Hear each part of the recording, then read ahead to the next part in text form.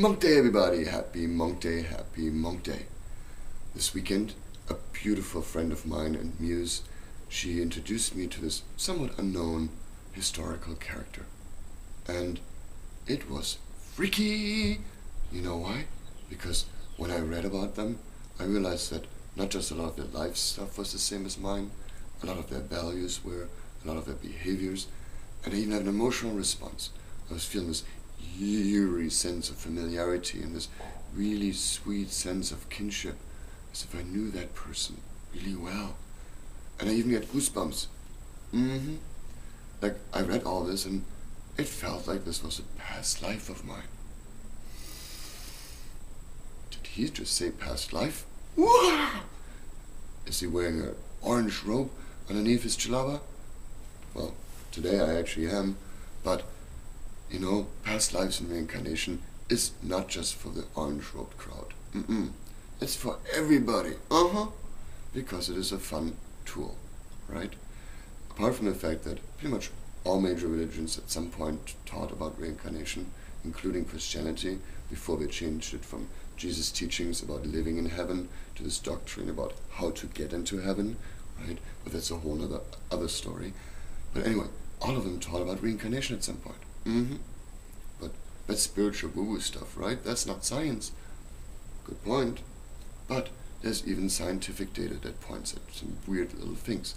Like this one guy, Stevenson, has a database with 2,600 cases, at least, at this point, of documented children with past life memories, right?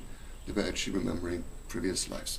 They knew languages they couldn't possibly know because they were either extinct or not spoken anywhere near the child when they grew up, or they could identify relatives that they would have had no way of knowing, or they found secret hidden things. Freaky. What's up with all that, right? I mean, when I have a past life memory, what is that? I mean, memory, in a way, is imagination coupled with some sensory experience, right? Now, I can do this, and I can imagine this in a completely different scenario. And what's my memory? Did I just do that, right? I mean, ultimately, I don't know. I seem to be here right now. But I have this sense of something that correlates with these stories. And you might have that when you watch a movie and you see certain characters, certain archetypes that you kind of vibe with, and you're like, oh, well, I could see having been that, right? Or when you read a story about someone. But really, does it matter? No. And yes, it's a cool tool. And what I mean by that is that if you get lost in this past life memory and you get obsessed with that, you're going to distract yourself from the present. And then you're going to end up being neurotic again. No good, right? If you like run around and you're like, oh, I was Napoleon, you know, that gives you one of those jackets and stuff.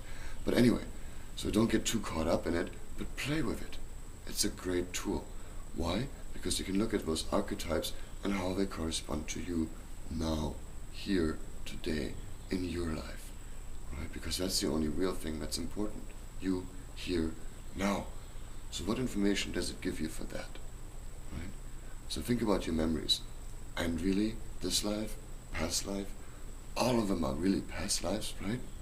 So any of your past life memories in this body or another, how can they help you be the best you this week? Happy Monk Day.